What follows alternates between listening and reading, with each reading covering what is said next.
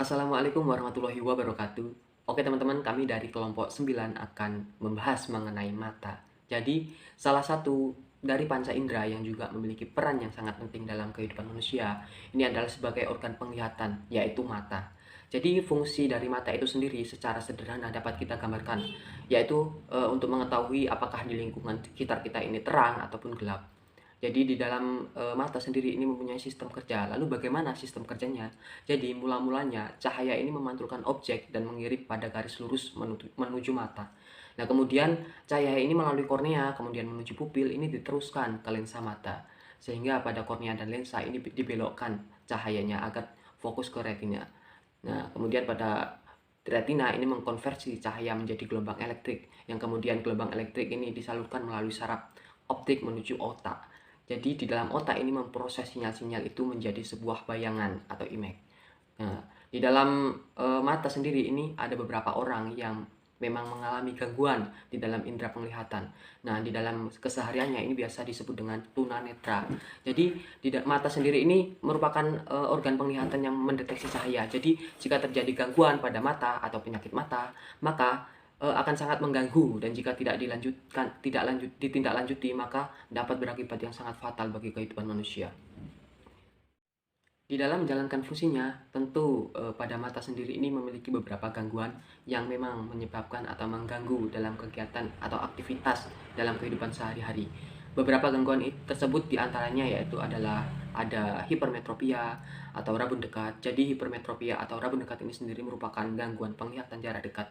Nah, pada penderita hipermetropi atau rabun dekat ini, objek yang jauh ini terlihat sangat jelas, tetapi pada objek yang dekat ini justru terlihat kabur atau buram. Nah, hal ini terjadi karena kekuatan yang tidak sesuai antara bola mata dan kekuatan pembiasan kornea dan lensa ini lemah, sehingga titik fokus dari sinar yang terletak di belakang retina ini melemah. Untuk yang selanjutnya itu ada miopi atau rabun jauh. Jadi miopi atau rabun jauh ini sendiri merupakan gangguan penglihatan jarak jauh. Jadi pada penderita objek yang letaknya jauh ini terlihat kabur, tetapi objek yang letaknya dekat ini terlihat sangat jelas. Nah, hal ini terjadi karena mata yang tidak dapat memfokuskan cahaya pada tempat yang semestinya, yaitu pada retina mata. Untuk yang selanjutnya ada presbiopi atau mata tua. Jadi kondisi penurunan penglihatan ini bisa kita lihat terutama pada jarak yang dekat yang dialami oleh orang tua. Nah, seiring meningkatnya usia, maka lensa yang lebih kaku dan tidak lagi dapat dengan mudah untuk menyesuaikan bentuknya, sehingga terjadi karena proses penuaan.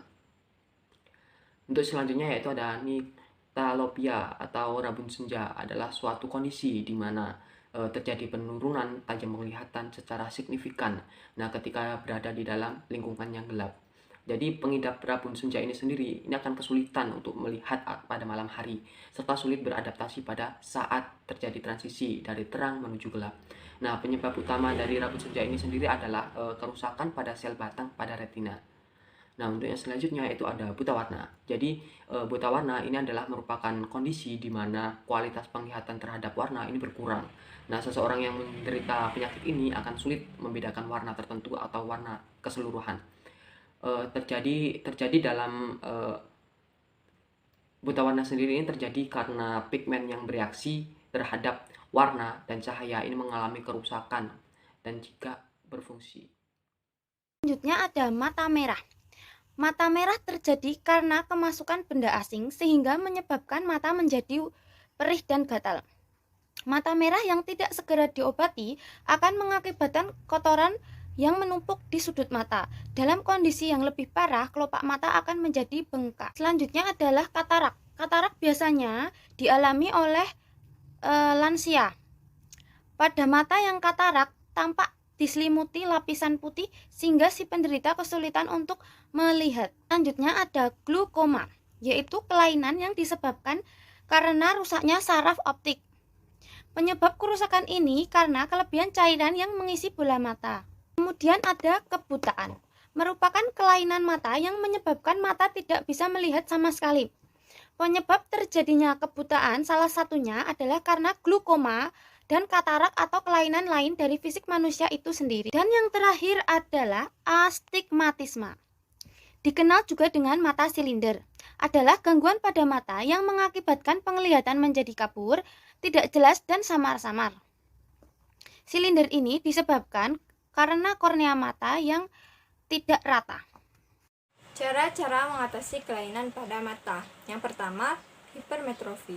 Hipermetrofi dapat diatasi dengan penggunaan kacamata, dengan penggunaan lensa kontak, dan dengan cara operasi lasik. Yang kedua, presbiopi. Presbiopi dapat diatasi dengan penggunaan kacamata, penggunaan lensa kontak, implan lensa, bedah refraktif, dan penataan kornea. Yang ketiga, rabun senja. Rabun senja dapat diatasi dengan penggunaan kacamata, dengan mengkonsumsi makanan yang mengandung vitamin A, dan dengan mengkonsumsi suplemen vitamin A. Yang keempat, buta warna. Buta warna dapat diatasi dengan penggunaan lensa mata khusus, dan dapat juga dengan menggunakan teknologi pendukung yang tersedia seperti aplikasi yang mampu mengenali warna. Yang kelima, mata merah. Mata merah dapat diatasi dengan mengompres mata menggunakan air hangat maupun air dingin, dan dengan cara penggunaan obat tetes mata. Yang keenam, katarak. Katarak hanya dapat diatasi dengan cara melakukan operasi katarak. Yang ketujuh, kebutaan. Kebutaan dapat diatasi dengan melakukan terapi seperti kelompok dukungan dan sensori integrasi, dan juga dapat dengan penggunaan lensa intraokuler, mata buatan, dan lensa korektif. Dapat juga dengan operasi refraktif dan operasi katarak. Yang kedelapan, glukoma. Glukoma dapat diatasi dengan penggunaan obat glukoma dan penghambat beta, dengan operasi laser, dan dengan trabekuloplasti. Yang kesembilan, astigmatisme. Astigmatisme dapat diatasi dengan penggunaan kacamata, penggunaan lensa kontak, dan dengan operasi lasik. Yang kesepuluh, miopi. Miopi dapat diatasi dengan penggunaan lensa bifokal, dengan penggunaan kacamata, dengan penggunaan lensa kontak, dengan operasi lasik, dan dengan bedah refraktif serta bedah laser. Baik, saya akan menjelaskan mengenai bagian-bagian mata dan fungsinya. Yang pertama ada kornea. Kornea adalah jaringan berbentuk kubah transparan yang membentuk bagian mata terdepan atau paling luar. Fungsi dari kornea adalah sebagai jendela atau jalan masuknya cahaya ke mata dan memberikan 65-75% kekuatan fokus mata. Dan juga mengatur masuknya sinar cahaya agar bisa melihat tulisan dan gambar yang jelas. Yang kedua ada bilik mata depan, yaitu kantong mirip jeli yang berada di belakang kornea dan di depan lensa. Berfungsi sebagai penyeimbang tekanan di dalam mata. Yang ketiga ada sklera, yaitu bagian berbentuk selaput putih keras dengan jaringan fibrosa yang menutupi seluruh bola mata kecuali bagian kornea. Di dalam sklera terdapat otot yang menempel yang berguna untuk menggerakkan mata yang menempel pada sklera. Selanjutnya ada iris dan pupil. Adalah bagian dari anatomi mata yang saling berhubungan satu sama lain. Iris sendiri adalah membran berbentuk cincin yang mengelilingi sebuah bulatan kecil berwarna gelap di tengahnya. Bulatan itu sendiri yang dinamakan pupil. Pupil merupakan otot pada bagian mata yang bisa terbuka dan tertutup atau mengecil dan membesar. Fungsi dari iris yaitu mengatur sejumlah cahaya yang masuk ke mata dan menyesuaikan dengan bukaan pupil dan menentukan warna pada mata Anda. Selanjutnya ada lensa, yaitu bagian mata yang berupa jaringan transparan dan lentur yang terletak tepat di belakang iris dan pupil. Fungsinya adalah membantu memusatkan cahaya dan gambar pada retina Anda dan memberikan 25-35% kekuatan fokus mata Anda. Selanjutnya ada retina dan saraf optik. Retina adalah sebuah jaringan yang peka terhadap cahaya melapisi permukaan bagian dalam anatomi mata. Fungsi dari retina ini sendiri adalah terdapat sel pada retina yang bisa mengubah cahaya masuk menjadi impuls listrik. Sedangkan saraf optik adalah yang menyerupai kabel televisi yang berfungsi membawa impuls listrik ke otak yang menafsirkan sebagai gambar atau objek yang selanjutnya ada koroid dan konjungtiva. Koroid adalah bagian mata yang membentuk membran coklat gelap yang terdapat banyak pembuluh darah di dalamnya dan terletak di antara sklera dan retina.